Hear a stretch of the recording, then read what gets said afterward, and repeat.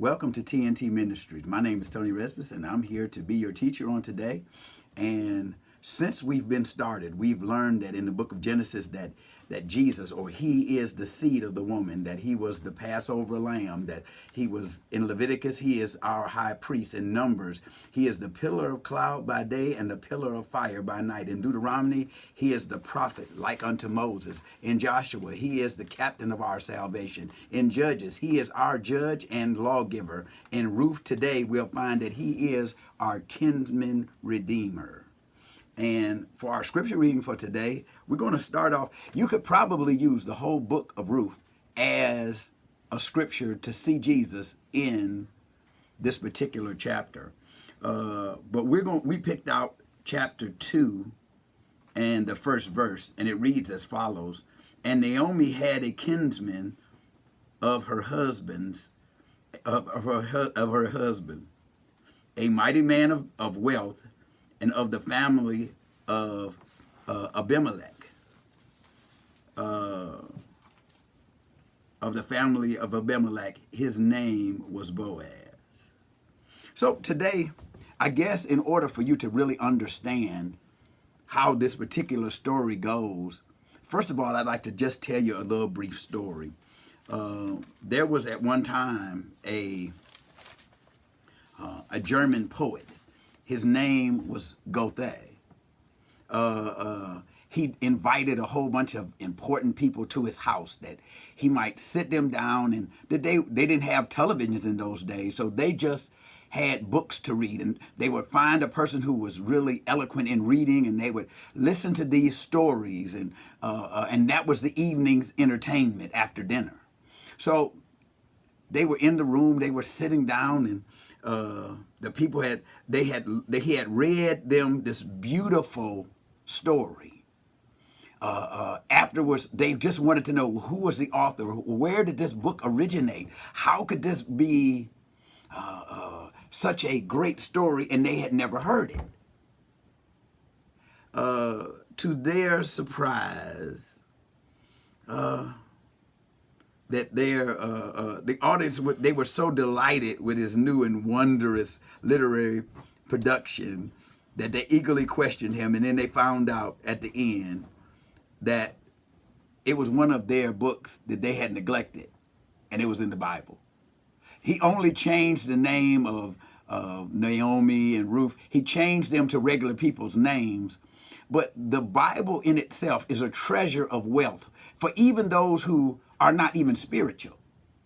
But to those that are spiritual, it is a reminder that if we know the word, we can use it to help us. The word was given so that we might, in the Old Testament, know the mind of God. We had no idea what God wanted, what God liked, who he was, what he did. And the Old Testament gives us a basis of these things to be known. So let us look at the story. So we find that, as with most things, the story starts with a family. Okay, the father of the family and his wife Naomi, they had two boys, Melion and Kilion. That these two boys, they were all part of at a time that there was a famine in Bethlehem. So it was not uncommon in this region for people not to find a lot of water, and that crops failed. And so they would go to the places where the land was more fertile and there was more rain during times of these famines. And I mean, David had a famine, Saul had a famine, Ezekiel had a famine. There is always in the same region. So it was not uncommon for people to just uproot and leave. So these people, their pilgrimage to a different land, and they found themselves in this land where they had a great deal of success. So now they found food, And in the new land, not only did they find food, but they also found that their sons got married. And even by their names, uh, Milion meant sickly. Kelion means that he was wasting. So the idea that here you have two boys who started off probably not in the best of physical health, just from their name. So, let me just say, just as a second, that there are some things that's attached to names. All right. I think that when you take and name your children after the devil, and then you are really surprised that they turn out devilish. These people took it in with their name. They took with their name to mean part of their lives, so that that in the story, the husband dies, the two sons pick wives, and they pick wives in Canaan, which was one of the things that it appeared that this was really no problem at this time, whereas when the original law was given, they were forbidden to do this. So here we find in the story that the two boys married these two girls, and probably the worst rap on anybody in the family is that's put on the mother-in-law. Naomi was a great mother-in-law, and I would just say that there are some many a godless woman many a women has been raised by godless women. I think although that Naomi was a mother-in-law, she is a great example of a good mother. She kept her sons. Although they had died, she had so much love for them and love for their wives that the wives wanted to stay with them. Now, there are some people where they don't even want to talk to the mother-in-laws.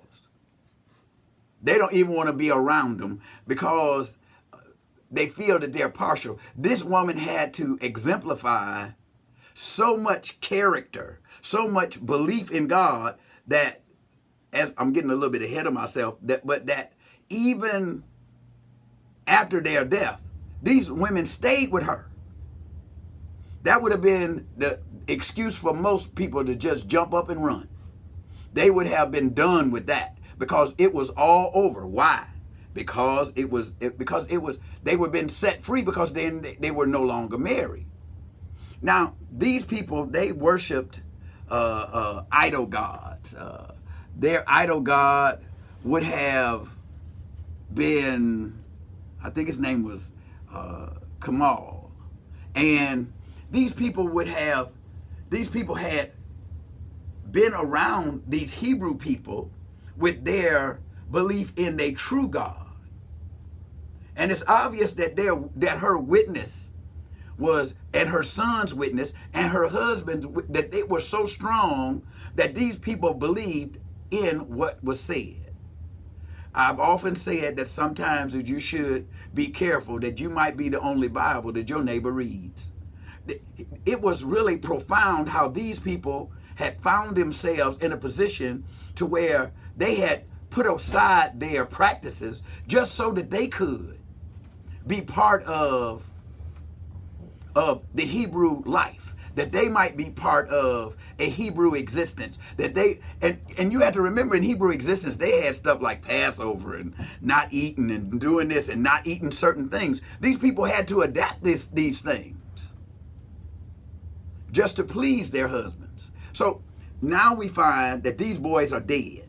So now you find a roller coaster ride. Sometimes is what we find that life is. We find that sometimes we can be happy. Then sometimes we're sad. Then we're happy again. Then sometimes we're sad. It's like a revolving door. We never can get it just to where it's always the same way. Sometimes we would just like to flatline this thing. We just let it be the same way all the time, but it just don't go that way. Our lives are full of peaks and valleys, so higher heights and deeper depths. And we find out later on that it's God that is pushing the buttons, that he is the puppet master. He's the one that's controlling the strings in our lives. We just don't know it. So in the story, as we progress, after the death of her sons, Naomi brings her daughter-in-laws together to free them of their vows, that to get them to where they can go on and have children by somebody else, that they can have a fulfilled life, not being selfish, not wanting to just keep them just so they could wait on her. I know a time that where a person had said, he said, well, I'm gonna wait until your daughter finish college and then I'll marry her. And immediately that became the end of their college education. Why? Because they was interested in getting some stuff on their own. They didn't plan on educating somebody and not getting no benefits from it. This lady was not like that at all. She took and said, hey, y'all go ahead on and do y'all, I'm going home. I'm gonna go back to where I came from. So now one of the ladies, she took and she said, I really don't want to. But then when she was instructed to do it, she left. And you know something? In history, in the scriptures, we don't see anything else about her at all. Not one record. So that tells you, if you do what God say, you might make it in the book. If you don't do what God say, you might be just like her. What was her name? Okay. But anyway, so let us go back. So now we find that Naomi was with Ruth. Ruth was such a attached figure, not because she was needy, but because she truly loved her. So she tried to get her to go, but after she kept trying and then she wouldn't do it, she said, okay, I'll let you go with me. And I think one of the prettiest things in literary history is Naomi's words received from Ruth. She had said that, don't urge me to leave you or turn back. He said that where you go, I will go. Where you stay, I will stay. Your people will be my people, and your God, my God. When you die, I will die. And there I will be buried. May the Lord deal with me, be it ever severely, if anything but death separate you and me. Now, that is a remarkable saying for a young woman. This is not an old woman who had a chance to experience a lot of life. This was a young married person. They had probably been in this land for about 10 years. So they probably didn't know a lot of life, period, because they had lost their husbands. So now you find we're happy because we have our sons are married. Now my husband dies. Okay, that's a downer. Then both of my two sons die, and I got two daughter-in-laws with me, and no breadwinner, no nothing, because in those days it was not, the women didn't go out and get a job just like the men did. They were kept people. So now we find that she goes home. And in my little notes, I wrote down just a couple of notes that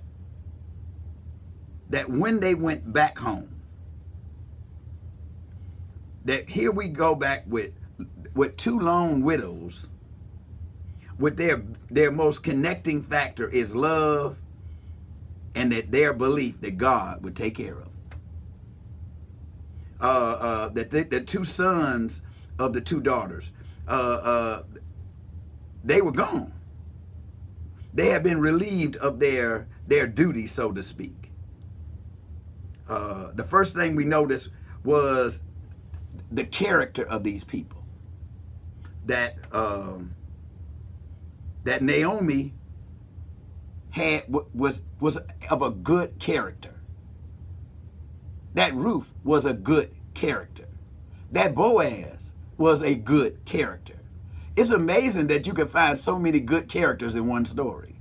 Normally you can basically find one, maybe two, and those two most of the time they ride off in the sunset and live happily ever after. But when you find this many good people amongst the problems that they have, so now they go back to their home, and Ruth was not a lazy woman. She didn't just sit there and just wait on something to happen. She took and went out because it was harvest time, and I'm going to say because it was the right time, because they got there right when it was time for harvest. Sometimes God will take you to places and put you there right at the right time, right when it's time to start gathering. That's the only thing we have to do is not be lazy and know that it's gathering season. So they're out. So she goes out into the field daily that she might be able to glean. So now this practice of gleaning came about where they always took care of the poor people. And how did they do it? They didn't just give them handouts. They would take and allow them to get what was left in the field after the harvest had been taken. So they left a little bit for the stranger or for the traveler. They wanted to make sure that they were hospitable so that they could at least be kind to somebody. So she went in the fields, and when she went in the fields, she was noticed by Boaz. Now, she had asked permission to be where she was. So Boaz asked of his workers, who is that woman? Now, it's an amazing fact to me that this probably was because of how she was dressed, because she was a Moabite. Okay, you might say, what is a Moabite? A Moabite was a person that was from a cursed race of people. Noah's daughters conspired to have sex with him, and a Moabite actually means son of its father. So that where they actually had children by him and were cursed for it. So she probably dressed different than the Hebrew women and the other handmaidens that was out in the field. So they take and she goes to the person, and this is what I love. It just happened to be in the field where Boaz was. This was not a setup. This was not, so she just out looking for work, and she just happened to go into an employer where her brother-in-law just happened to be, or her nephew was in charge. So not knowing this, she started talking to the foreman basically and say, hey, is it going to be okay if I go up there and if I glean in your fields? So after she had been discovered by Boaz, he said, well, hey, not just let her, he said, let her drink some of our water while she's there. Because now what the worker had said about her was that she didn't spend very much time in the house. She wasn't sitting down a bunch. She was working. And something else is, I guess, since in most of our lives, we've never been hungry, so that we've never had such a desire to work because we've always had something. Okay, but if you travel to a place with nothing and no provider, you're going to have to find a way to get to work. So he took and decided to not stifle her creativity or her self-motivation or to take her pride away by just giving her something, because he did not know yet that was his relative. So Boaz admired how the relationship between a Moabite and her mother-in-law, to where people said that they stayed together and that she was always together, that she was taking care of her. It's nice that people see the good deeds that we do and attach that to some higher power. And what was amazing was that Boaz said, in whom the God that you've learned to trust. Okay, so not only did he saw that she was doing it the Hebrew way, which was definitely not the Moabite way. So now they go out, and So he just tells her, he said, well, while she's going, kind of leave a little extra for her, make it a little bit easier. Don't tell her. Just leave her a little way. I'm going to make it just a little bit easier for her to help her mother-in-law. All right? Now, I have a saying. It says love is what it does. That's love. So now, that person takes and he does as his boss instructs it. She goes back and she takes her stuff back, and she got like a week's worth of barley. And she said, well, where'd you go? And then she told her what had happened and where she had went. Naomi knew that was her relative. Okay, so now the story begins. So now the mother-in-law says, oh, okay, that's your kindred. Okay, you have rights because he could do things for you.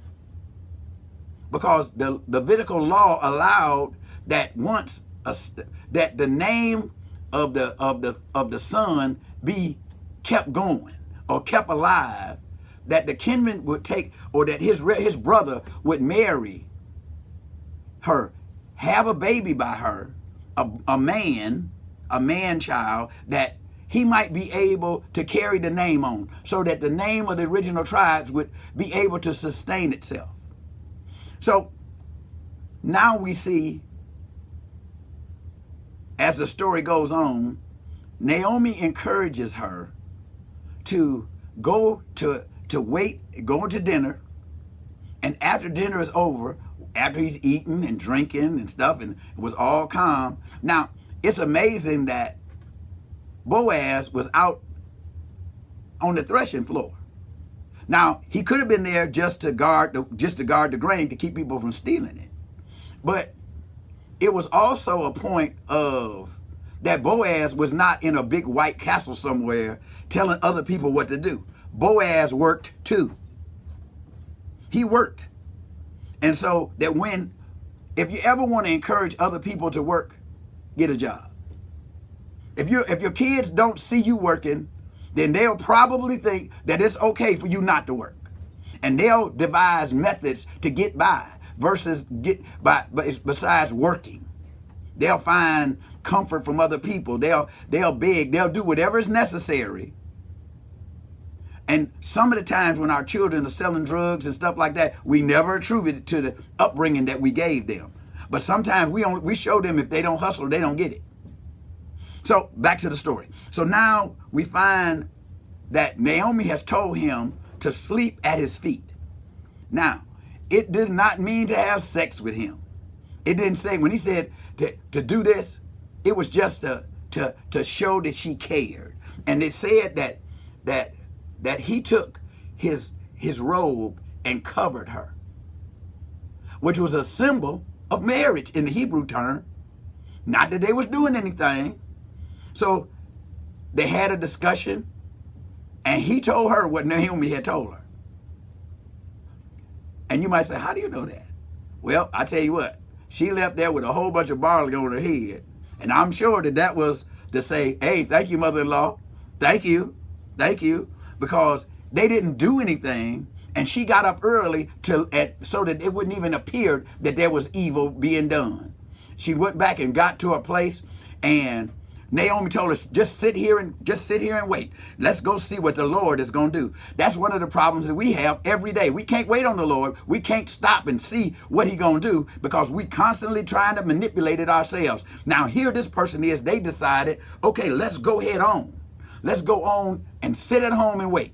So now we find our hero, Boaz, goes to the city gate, which is like the town hall. He gets 10 men, which establishes a quorum in Jewish culture. He takes and tells them of the plight of Naomi and of her 2 sons, and that the brother, Elimelech's brother, was alive.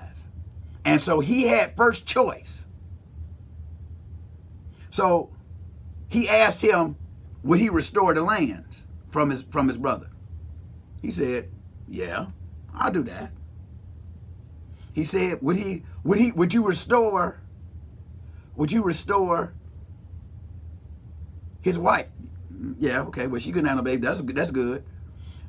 But I guess what I'm trying to hurry up and get, because I know my time is running short. But the bottom line of it was Boaz won the hand of her. He just declared it publicly that I'm going to marry her. And that they go back, and that the providence of God was seen in this life just like it's going to be seen in yours. That's the only thing that you have to do is believe and trust in God. If you can just hold out, God will help you. If you ask him, he'll help you. If you show confidence and faith in him, he'll do it. If you have he said that if you pray and believe it, you have to pray with expectation. You have to pray believing that God will take care of you, that God will do that thing that you have been down on your knees and asked for. Don't ask like a child, now lay me down to sleep. I pray the Lord my soul. You ought to get down. When you having problems, get down on your face and holler and plead to God that God will come and help you. Not because he's hard hearing, but because he said you have not because you ask not. And the reason why we don't have a lot is because we're constantly trying to manipulate things. But we see in today's story, our kindred redeemer, Jesus Christ, he took a person who was taken and that was cursed, that was without any help, without any promise, without any way of getting better. That he came into the world, that he came to seek and to save that what was lost, that he took and redeemed us by his precious blood on the cross. And that Apostle Finley, read Philippians 2. Yes, please. Who being in the form of God thought it not robbery to be equal with God, but made himself of no reputation, and took upon him the form of a servant, and was made in the likeness of men. And being found in fashion as a man, he humbled himself, and became obedient unto death, even the death of the cross. Jesus gave up his royal robe in glory, as the preacher said it, and took that opportunity to come down to redeem man. He gave up something. He gave up something. He had to identify with us. He became a human being so that he could be part of his creation, that he could take and have put on both a divine nature so he could be 100% man and 100% God, that he could take and help us. He did it for us. He did it for you. The only thing you have to do is just accept it. And if you can accept it, he said that he'll take care of you here, even into the life to come, that he will bless you beyond blessings. That Adam lost, we gained so much more in Jesus.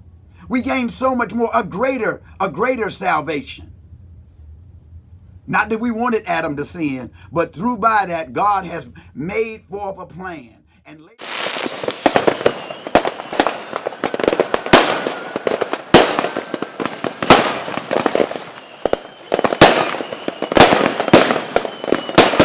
What's up, everybody? This is your girl, Vicki Winans, and you're watching Bell Global Network.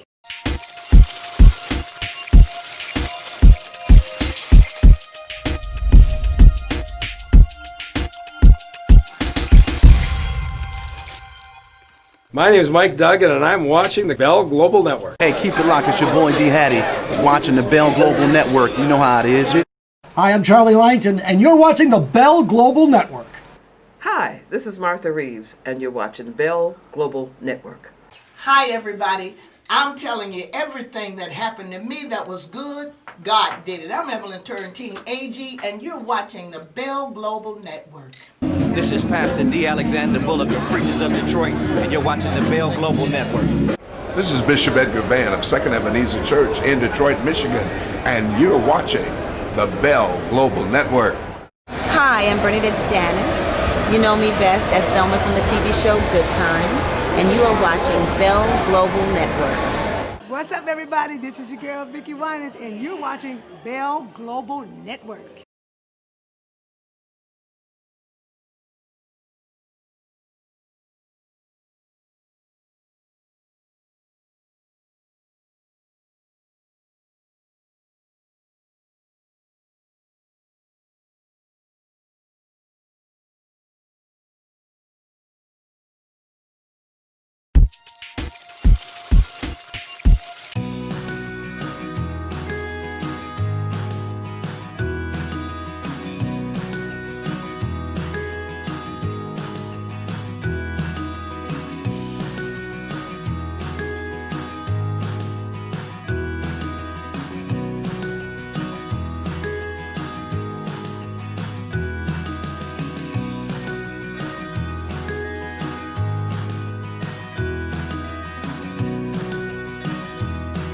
starting at $99.